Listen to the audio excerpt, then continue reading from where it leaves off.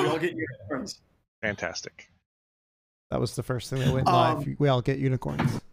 Yeah. BHIS is about to pass me on Twitter, and that's huge. Yes. Like, I'm so excited about that. Are you watching that, Jason? I'm coming for you. Yeah, it's like watching the election results. You just keep hitting refresh. Yeah. As soon as it passes me on Twitter, I can retire. I'm coming for you. So I'm having flashbacks to 2015 when you told the 6 of us that were employed at the time you didn't want this to be the John Strand show anymore. And so we're almost there. So it helps you hire people who are more famous than you are. Well, that didn't work for me. That helped. I almost said I'm coming for you, old man, but you're only like a couple months older than me, so never mind. Yeah, just a couple. So, but no, that'll be so exciting because I don't know many companies that actually have a good following of the company itself per se, which is really cool. So I'm just waiting for the Retweet. tweedly diddly dee, diddly diddly dee. All right, Ryan. We got 20 people. Or have we been live for like 10 minutes? We've been live since everybody was getting a unicorn. We've been live since I rode my unicorn. I just assumed that we were Exactly. live when we all started talking. There we go. I want to take a few things back. Never mind your webcast. Got a horse outside. Okay, that might be a bit obscure for people. But Already getting stuff in the feedback on the live chat. Hey, everyone. Hello. all right. We got Mubix's disembodied head with us today. Sorry. We also have Deb's angry head. Does not look happy. That's an angry face? That looks like smiling. It's a snarky smile. Okay. Snark. That's like the smile. I did something wrong and I'm about to get into trouble. I'm sure her teenage children know that face very well. Very, very well. So this is kind of a weird show today. So I want to start out with the news. We should probably do the intro thing. Deb, Jason, you guys ready? Yep, that's annoying. That happened. All right. So let's kind of kick this off. This article, it's 5 ways that passwords fail, basic security tests. And since we have a bunch of pen testers here, I just wanted to and Jason, I wanted to go through and say, what are the when we're doing security assessments on organizations, what are the password mistakes that people make that drive you the most insane? Like you're like, oh my God, not this crap again. So Derek, what is your start out? Like, you know, the one that you just hope you never see again. I think my favorite one is when an administrator figures out that you know his password or his or her password, right? And then they change it and then just increment like the digit on the end by 1. Because that's going to stop us, right? That just happened more than one time. That just face palm. It's crazy. All right, Ralph, since you've been doing this.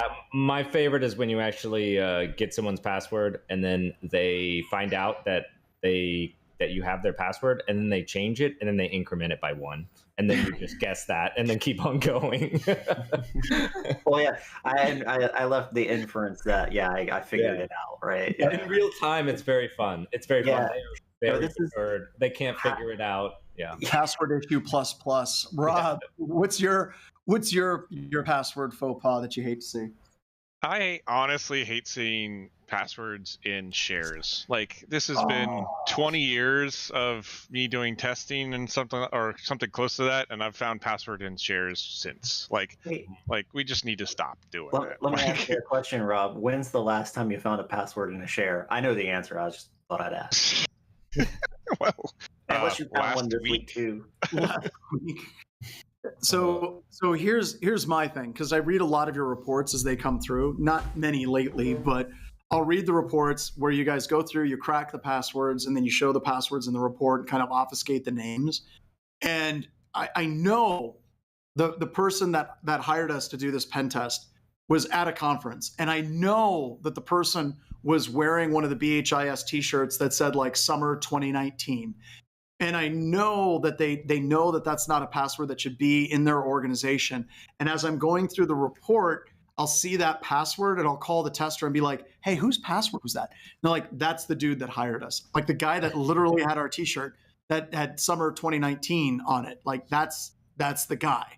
And yeah, you find out that they were literally using the password that everyone in the industry knows that they should not be using, and they still use it. And you call them up and you're like, is this a joke? Yeah, And they're like, no, that's dude, what I was gonna say. shame, for shame, shame, shame.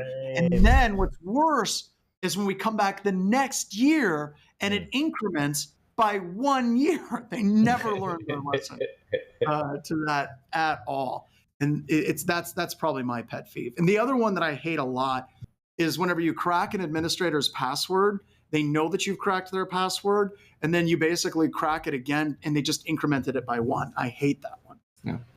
So one of the cool things that happens to our content community interns is that once they've gone through being at Black Hills, they will have the best passwords over the rest of their lives. Like, we scare them so much by being here that they have 15 character passwords. They got all kinds of it's a passphrase. It's a nice advantage to being. So in Google, you can see how long people's passwords are.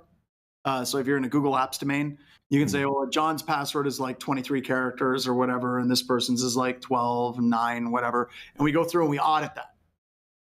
One intern who now works for us full time, his password was 128 characters. Wait, that means that they store the passwords in clear text. So yeah, I've had the same thought before, Rob. It bugs me because one of two things is happening. They're storing it in clear text somewhere, right? Or they're keylogging. One of the two, right? Or they're using something like LastPass, which brings us to a question. I know everyone says to use LastPass. This is what Rob and I we have these things, right? Because we're talking about Google.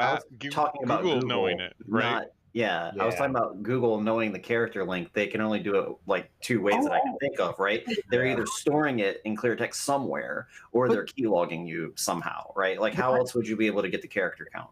Maybe you could look at the length of the encryption as it comes out, but I think you're right. They're storing it, but that also gets into my LastPass problem, which is the exact same problem. LastPass is storing your crap in clear text, and that scares the living hell out of me. Especially whenever you sign up for a website and you use the same password, it pops up as hey, you're using the exact same password here as you are over there. And I know it's better than people using the same password, but after all these years, it still creeps me out. You could do both of those client side though. So on the password length too. So when you type that in, JavaScript side, so on your browser, you could say, oh, this is this many characters, upload that information to Google as well as the hash, right? And then the same with LastPass, right? You can do that client side as well. So on the plugin inside of in your browser, it's comparing, just running through the database that's there, but LastPass doesn't know that password. Just your client can, make a quick comparison. Right? Oh, LastPass definitely knows your password. Yeah. But you use the same password on 6 sites. It says you're using the exact same password, and it'll remind you. It doesn't know what the password is. But is it wrong that I trust LastPass more than I trust Google? I just assume that Google is taking all the data and storing it somewhere. So I love that Ralph is very, very positive, thinking that Google would not want to know your password in clear text, that they would definitely just calculate it on. Hold on. I said it's possible, not that they don't want to know. They definitely want to know. Okay, so I'll give that a 0.5. So the 2.5 ways, and the reason I'm only giving it 0.5 is because if they're going to do that, they're just going to take your password. Yeah, it's possible. Yeah, why don't they just not even hash it? Screw it. Just give it out. Do we want them linking the number of characters it actually is? Because that's taking away a lot of advantage for me, I think. I think if you know the link, that really, really allows you to tune your dictionary list and your password cracking and something like Hashcat. And that filter, it becomes a lot faster because you're just focusing on that specific size. You just eliminated Beige Hat 8 through 120. Beige Hat says, Beige Hat says that I just suggested LastPass to one of my users. We're not saying that it's bad. I'm just I want to make sure that I honestly I will debate. I'll debate whether actually LastPass can read that password or whether it's the actual browser client, your program right there, your in-browser plugin is looking at all your passwords in clear text because it's unencrypted, as opposed to literally LastPass being able to put that into a database and churn it through it. Isn't LastPass comparing the hashes and saying these hashes are the same? It could. I hope not. I really hope not. Remember, you can go into LastPass very quickly and say copy clear text. I mean, you can copy. Yeah. But you can. that's unencrypted in the browser plugin locally It on has your to be, machine. or you can't use the password. Yeah, Right. I mean, I've always looked at LastPass as the digital equivalent of me keeping a notebook on my shelf with all my passwords in it, which I still don't think is a terrible idea for a lot of people in their, their risk model. Like I would tell my mom, write them all down, keep them in a drawer, because if somebody breaks into your house, that's a bigger problem than if, Well, Yes, absolutely. and also like that whole idea of like if you have a notebook with your passwords on it, if somebody breaks into your house, thieves don't read. They're strung out on meth, so they're probably not going to look at that and be like, "Quick, grab that notebook." I'm not going to get the flat panel TV or the notebook that says passwords on it. So Wait, real you can world, always write your password backwards when you write it down. that'll mess with their head.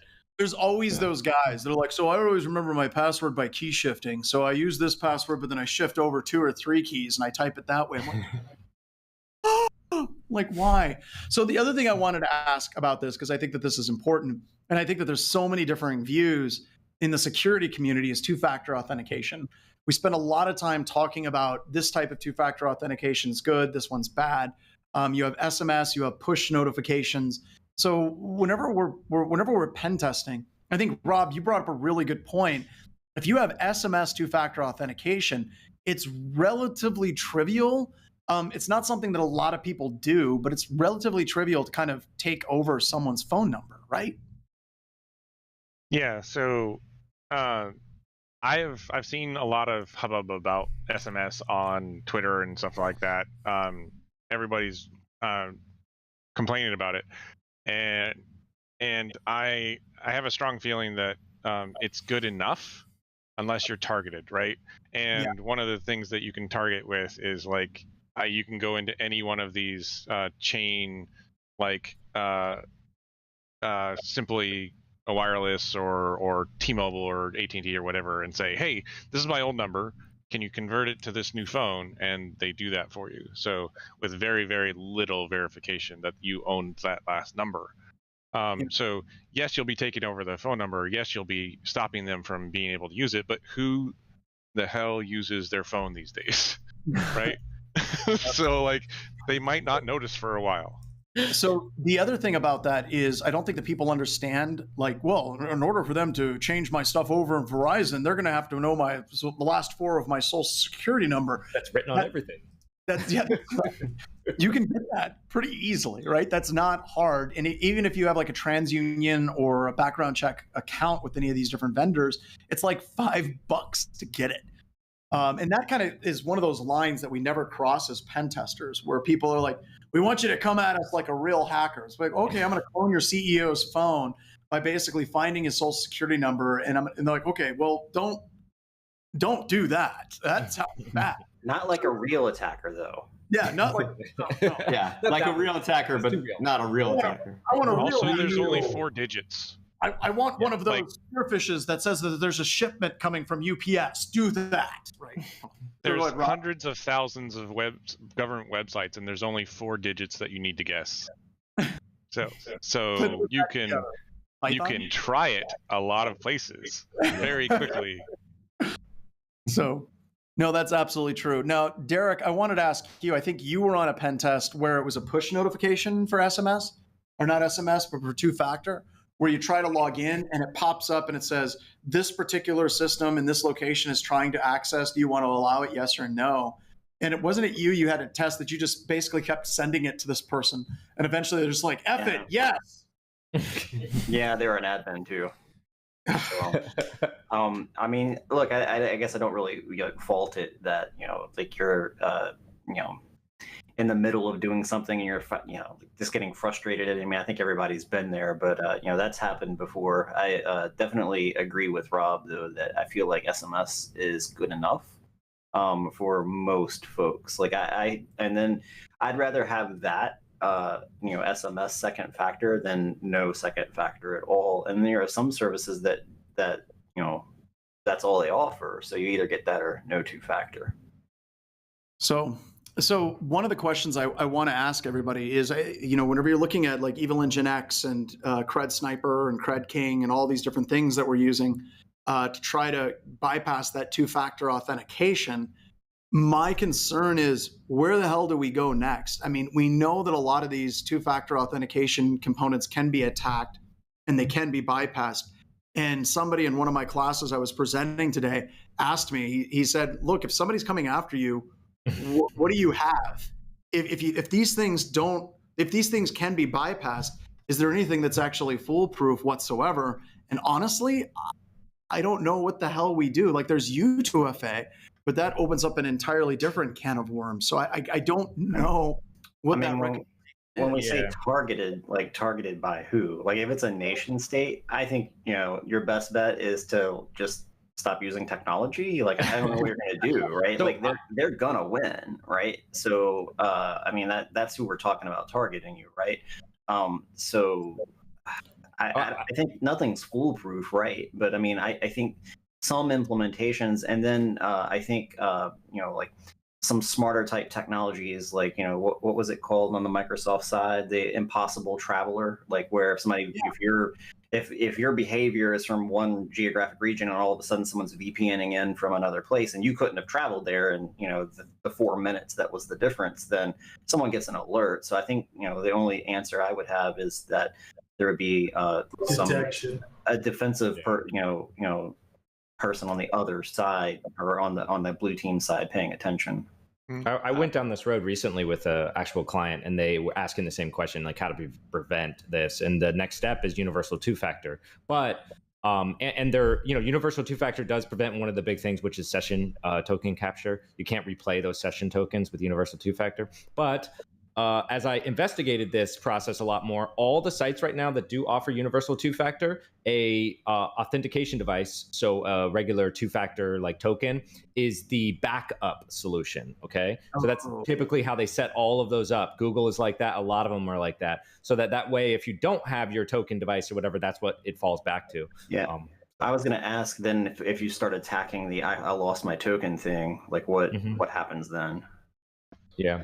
We get into that security versus convenience, right?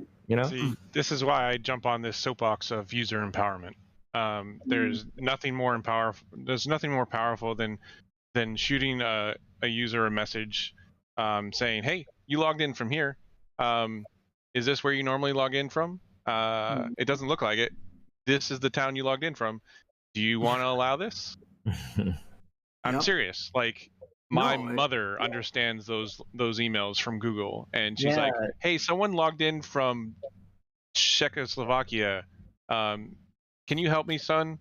I'm like, "Yeah, sure, I'm on it." Like, I've noticed more and more of my personal services are doing that, right? Like a couple of them do. Probably like, yeah, I do too. Like 6 months ago or so, I got a notification that someone like logged into my GoPro account from Spokane, Washington or something. Like, no. I needed it, Derek. I needed it. I know. I mean, there's nothing. I mean, there's video, right? So I went and changed the password, and then they add a two-factor. It was an option. My bank is USAA, and they were all over this. This was 5 years ago. Yeah, we flew into San Diego, and we went to Walmart. And I'm walking out of the parking lot from buying stuff at Walmart, and I get a text. "Did you make a purchase at this store in San Diego?" I'm like, "Yes, no, I did." Yeah, you right. Bank fraud departments are definitely way above ahead of the curve on this part, right? They've been doing this forever. Yeah, you trip some math. What we need is the bank fraud departments, like technologies and techniques to get themselves into security products. Yep. Like my dad has a internet connected garage door opener for some stupid reason. That sounds awesome. He asked me to look at it. I opened his garage from my house in Virginia to his house in Oregon, and it sent him an alert saying that someone tried to open your garage from over here, and they stopped it. Like, what? Right? So this small little garage door company is way better than some of the best security products out there, which is insane. Like, and I hope that trend continues, but I think that we're going to continue to have that gamut, right? Where you're going to have people that are on that cutting edge, and you're still going to have people that are like, Your password can't be longer than 9 characters. Oh god, when I see that, I just want to go crazy, man. Because I'll use a password manager. You forgot a special character on your 27 character Yeah. That's right. Please re-enter. So Whenever they say I can't use those characters, it just makes me want to use those in every other form in that site because there must be a reason. that's the way that they try to fix a problem, and now Yes, you want they to have fixed the problem. Yes. Sorry, you can't use open bracket, close bracket, greater than, less than anywhere. It's like, Here's well, your sign. well, no, it's here's your side. All right, so the next one, this was a bit of a concern that I had whenever I started looking at the news stories for this week on a bunch of websites, and I'm not going to go through each one, but this whole ransomware thing is, I know it's been going for a long time, but it's starting to get out of control. And one of the things that's concerning me about a lot of these ransomware attacks that I'm reading about as you go through them is, folks, this is something we've been talking about for over a year. Basically, the ransomware attacks are moving from automated to actually having real human operators behind those ransomware attacks. And this is the concern that we've been talking about for a long time. Like, you remember, I think I was talking to Derek about this at DerbyCon, but we were drunk. And we were talking about, like, what is stopping ransomware from just being automated, and actual like pen test level quality attackers doing these attacks and then doing it, talking about how terrifying that would be. And that's now what we're seeing. And I think I remember that conversation, and I think my take was, oh my God, if you were an attacker and you had a goal, an actual target attacker, and you completed that goal, and you just dropped ransomware to basically be like, oh, look, now it's a ransomware attack. And not only did you cover your tracks, but you created this whole other incident as a smoke screen. Oh, yeah, absolutely. Terrifying. So, and then, kind of running with this a little bit more, I don't think that, number one, there's two main things. One, I don't think that they're going to abate. I think it's just going to continue. And the other thing that a lot of people in the pen test community generally don't talk about, and I'd like to get everyone's opinions on this, seems to me like the larger an organization is, the easier it is to break into that organization. Just because the attack surface, the user base, you just need to find one person out of 20, 30, 40,000 that's willing to, click a link or do something. I had a couple of calls last week with customers that were fairly large, and they're like, how do we deal with this whole ransomware thing? And we go through the motherhood and apple pie stuff. But when you're a really large organization, like, just trying to defend all of those different points is incredibly difficult. I can name on probably one hand the organizations that are what we consider to be large, like 40, 50,000 and greater, that have amazing security from tip to tail. And even those organizations still get penetrated by various pen testing firms that have enough time. So I want to kick it over to you, like, the large scale organization, ransomware. Do you think that this is how do we actually improve on this? Because I think that this is where the attacks are outstripping the defenses again. So, John, why do I still feel like the trend is that it's county governments, because they're easy. schools, Yeah. and some hospitals that are getting hit? Because Well, What is it special? Are they because failing they don't to have patch? they don't have budgets. You just named Yeah. places that don't have budget to hire. So then it's not. So then the motherhood and apple pie must be working at some of the defense contractors or the development, the banks, the financials. They don't seem to be. I don't see many news articles about those organizations. Because they do better at containment. Because they still get hit with ransomware. They just get they're better at Segmentation containment. is huge, right? Yeah. Okay. Oh my God. Segmentation is amazing. So I will say that I've seen the end of the tunnel for ransomware though. So Racing, if you haven't seen it on GitHub, is an awesome project that basically notices it injects a process where it notices anything trying to use VSS admin or delete volume shadow copies, because that's what ransomware does to protect against you restoring things. And it does an amazing job. I've run a couple samples inside of virtualization with Racing in it, and they basically break ransomware. And so it doesn't actually finish encrypting anything, because it does all this to protect against you doing it before it encrypts. So they haven't coded their way around this yet, at least. And I think that I think they're going to have a hard time coding their way around this, because if they don't break their VSS admin, or they don't break the volume shadow copies, they're going to not be able to do very good encryption on things, because you can just restore everything, right? Yeah. So I think that what's going to happen in the next 6 months is this is going to get developed more, that then EDR systems are going to catch on that this exists, and they're going to incorporate that or purchase it and put it into their setup. And ransomware is going to get way harder, and hopefully Defender puts this in, right? Yeah, I was going to 'Cause say all Defender is where it needs to go, right? Well, not everybody uses AMSI and all this other stuff, right? Yeah. If it was in Defender, it'd be great. But essentially what it's doing is it's stopping anyone from doing delete shadows, resize shadow. Like, there's a bunch of stuff, but like Windows itself should stop this from happening, right? Yeah. So even above Defender. But I think that we're getting to the point where people are finding those creative solutions to stop ransomware finally, because it's such a big deal, like you're saying, that we're going to see the end of this, just like we saw the end of Java applets, right? Yeah. And how long did that take? I mean, that took the better part of a I decade. was going to say right? 6-7 years, something like that. True, but we're already 6-7 years into ransomware. I Oh, yeah. know that I was. That's true. I remember having a phone call my first year at Black Hills with a customer about what do we do about this ransomware thing, and this is my 6th year at Black Hills, so yeah, it's been a while. And I think what Rob talked about is going to do great at trying to stop that automated ransomware, which is a huge step, right? Like, I would say that that's probably 60% of people that get hit. I'm just pulling that out of the air, are hit by that automated ransomware. I don't think it addresses where attackers, like where it's actual human beings behind the process, because you can encrypt, you can lock down systems, you can encrypt files. But the other one that we've been seeing in some of our IR work is where the attackers gain access to sensitive data. And then it's ransomware where they basically say, hey, you got this nice data over here. It'd be a damn shame if it ended up on GitHub. But that doesn't mean that, like what Rob talked about, is useless. If we can at least force the attackers to evolve, that's a win, right? I mean, it's moving things in the right direction.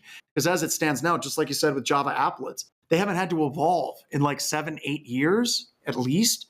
So we need to have something that's kind of pushing them forward at least a little bit with our defenses and their approaches. Yeah, we got to make them try here.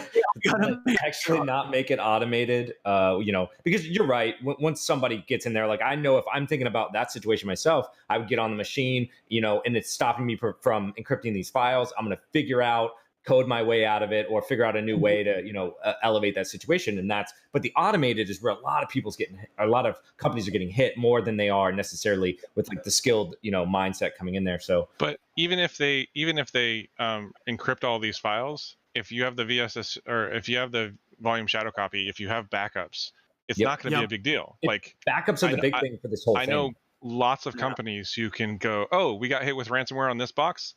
We have roaming profiles. Revert, poof, gone. Yep. So hopefully it does get better, and let's also kind of take a step back. Doom and gloom, passwords, and things like that. I really think that pen testing and offensive security is much harder today than it was even 5 years ago. I honestly believe that there is some improvement. And I still think what we're going to see is not the entire industry get better. You're going to see some people that continue to accelerate and get better. And you're going to continue to see laggards that are still running Server 2003 in their environment. So I don't know. It's a lot of opportunities to grow and get better in the industry. But I don't necessarily think that every company is going to jump on those trains as fast as they should.